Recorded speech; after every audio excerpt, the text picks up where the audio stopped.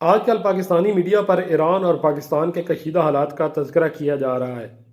ایران نے میزائل مار کر پاکستانی فضائی حدود کی خلاف ورزی کی ہے، لیکن کیا آپ جانتے ہیں کہ ایران نے ایسا کیوں کیا ہے اور اس کے پیچھے اصل میں محرکات ہیں کیا؟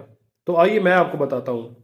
ایران کا ایک صوبہ سیستان بلوچ اکثریتی صوبہ ہے۔ ایران مسلک شیعہ ہے جبکہ یہ بلوچ سنی ہے۔ اس صوبے میں سے متعدد بار ریاست مخالف گروہوں نے جنم لیا ہے۔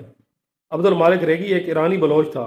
اس نے ایران کی زیادتیوں کے خلاف 2002 میں اپنی ایک جماعت جند اللہ بنائی اور پاکستان کے صوبہ بلوچستان سے ایران کے اندر اپنی جنگجوئی جو اس کی کاروائیاں ہیں ان کا آغاز کر دیا۔ ایک اور جماعت سپاہ رسول اللہ صلی اللہ علیہ وآلہ وسلم تھی جو اس جماعت جند اللہ کے بننے کے بعد ان کا آپس میں اتحاد ہو گیا اور اس جماعت سپاہ رسول اللہ صلی اللہ علیہ وآلہ وسلم نے اس جماعت جند اللہ کے انڈر کام کرنا شروع کر دیا۔ ان دونوں جماعتوں نے ایران کے اندر حملے شروع کر دیے اور ایرانی سیکیورٹی فورسز کو نشانہ بنانا شروع کر دیا۔ یہ جماعت اتنی طاقتور ہوئی اور اس کا جو عبد المالک ریگی تھا، اس کا جو سربراہ تھا، وہ اس قدر مطلوب ہوا کہ 2006 میں ایران نے اس کو سب سے مطلوب دہشت گردوں کی فہرست میں شامل کر دیا۔ ایران نے یہ دعویٰ کیا کہ عبد المالک ریگی ایک امریکی اور ایک اسرائیلی ایجنٹ ہے جو پاکستان میں بیٹھ کر ایران پر حملے کر رہا ہے۔ 2008 میں پاکستان نے بلوچستان سے 2 دہشت گردوں کو پکڑ کر ایران کے حوالے کر دیا۔ ان 2 دہشت گردوں میں سے ایک عبد المالک ریگی کا بھائی حامد تھا۔ ایران نے ان دونوں افراد کو پھانسی دے دی۔ 2008 میں اس جماعت کو اس وقت سب سے بڑا دھچکا لگا جب ایران نے عبد المالک ریگی کو گرفتار کر لیا۔ عبد المالک ریگی دبئی سے کرگستان ایک پرواز پر جا رہا تھا۔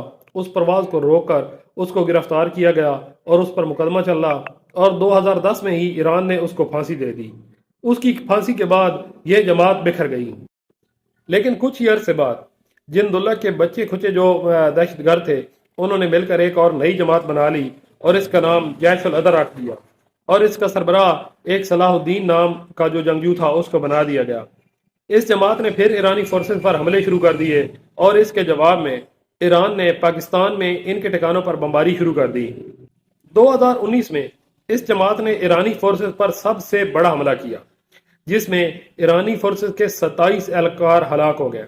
اس حملے کے بعد ایران نے پاکستان پر زور دیا کہ وہ پاکستان میں موجود اس جماعت کو بلیک لسٹ کرے اور اس کے خلاف کارروائی کرے۔ اب سے تقریباً 1 مہینہ پہلے اس جماعت یعنی جیش العدل نے ایران کے صوبہ سیستان کے ایک پولیس اسٹیشن پر حملہ کیا جس میں 11 پولیس اہلکار مارے گئے۔